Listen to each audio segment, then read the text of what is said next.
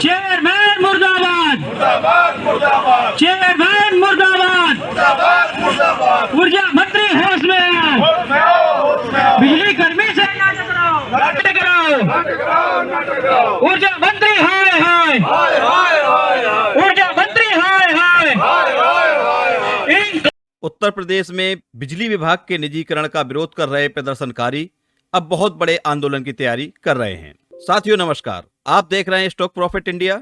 Channel में पहली बार आए हैं तो सब्सक्राइब जरूर करें। तो चलिए शुरुआत करते हैं आज के वीडियो की।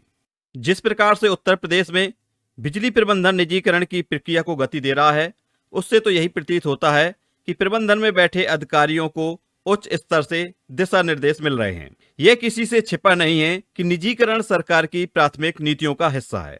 अतः सारांश यही निकलता है कि सरकार की इस नीति को हम आप कितना रोक पाते हैं। निजीकरण की सफलता असफलता हमारे आपके द्वारा किए गए प्रयासों पर निर्भर है। तो निजीकरण के विरोध में बिजली कर्मचारियों की विरोध सभाएं आज भी जारी रहीं।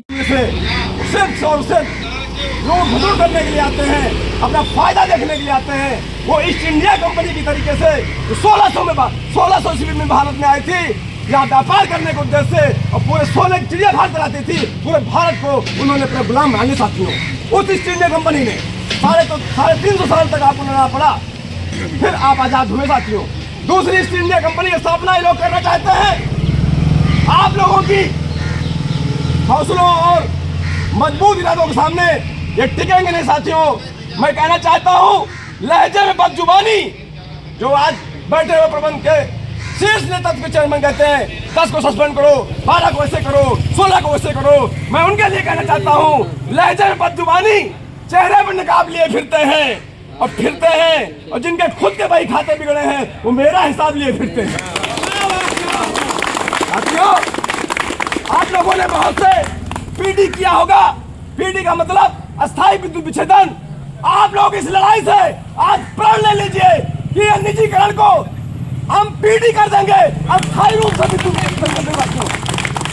अगर आप लोगों ने लड़ाई लड़ी, अभी ये क्या देखे हैं, अभी तो मेरी लड़ाई है, आगे और लड़ाई है। जिस दिन हमारी परिवार के लोग हमारे रिश्तेदार आ जाएंगे, सड़कों पे लेटेंगे और घेरेंगे, उस दिन आपको जवाब नहीं देना पड़ेगा। मित्रों साथियों, भागना पड़ेगा यहाँ से।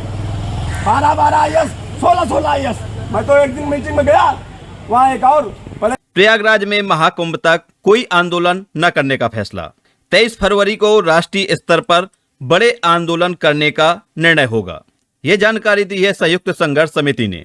संघर्ष समिति के पदाधिकारियों ने बताया है कि निजीकरण के विरोध में राष्ट्रव्यापी आंदोलन की रूपरेखा आगामी 23 फरवरी को नागपुर में national coordination committee of electricity employees and engineers के अखिल भारतीय सम्मेलन में तय की जाएगी। नागपुर में होने वाले national coordination committee of electricity employees and engineers के सम्मेलन में देश के सभी बिजली कर्मियों के फेडरेशन के सभी प्रांतों के पदाधिकारी आएंगे। उत्तर प्रदेश में चल रहे बिजली के निजीकरण के विरोध में इस सम्मेलन में राष्ट्रीय आंदोलन का फैसला लिया जाएगा। जैसा कि आप सभी को जानकारी है कि चंडीगढ़ के निजीकरण से बिजली कर्मियों में भारी गुस्सा है और उत्तर प्रदेश में जिस प्रकार अवैधानिक ढंग से बिजली के निजीकरण की प्रक्रिया चलाई जा रही है, उससे देश भर के 27 लाख विद्युत कर्मी बहुत आक्रोश में दिखाई दे रहे हैं।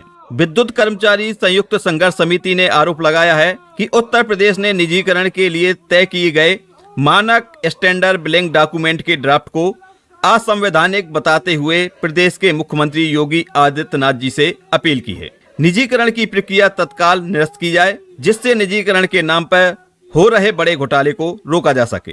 संघर्ष समिति ने जानकारी दी है कि भारत सरकार के ऊर्जा मंत्रालय ने अभी तक विद्युत वितरण के निजीकरण के लिए स्टैंडर्ड बिडिंग डॉक्यूमेंट फाइनल नहीं किया है। सितंबर 2020 में जारी किए गए स्टैंडर्ड बिडिंग डॉक्यूमेंट के ड्राफ्ट पर सैकड़ों आपत्ति आई है और अभी तक उनका निस्तारण नहीं किया गया है।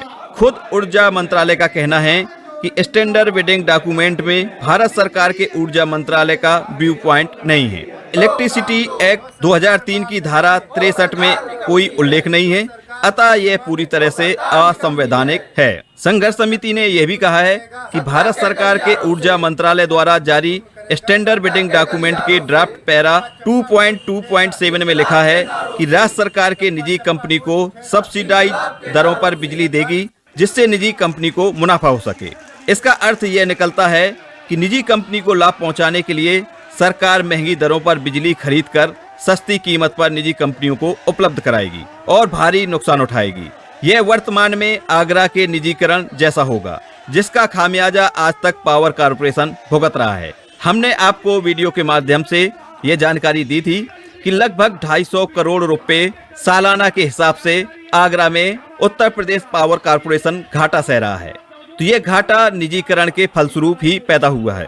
संघर्ष समिति ने यह भी जानकारी दी है कि ड्राफ्ट स्टैंडर्ड बिडिंग डॉक्यूमेंट के पैरा 2.2.6 में लिखा है कि सरकारी विद्युत वितरण निगम की पूरी जमीन मात्र 1 रुपये मासिक पर निजी कंपनी को दी जाएगी।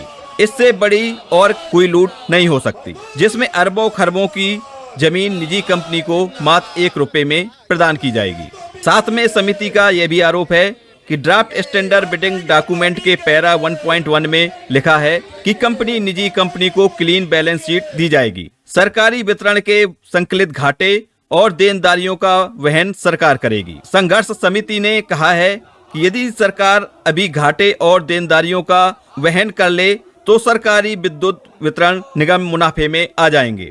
संघर्ष समिति ने स्टैंडर्ड बिडिंग डॉक्यूमेंट का ड्राफ्ट पूरी तरह से निजी कंपनियों को बेजा मुनाफा कमाने और सरकारी क्षेत्र की बिजली की लाखों करोड़ों रुपयों की संपत्ति को कौड़ियों के दाम बेचने का आरोप लगाया है।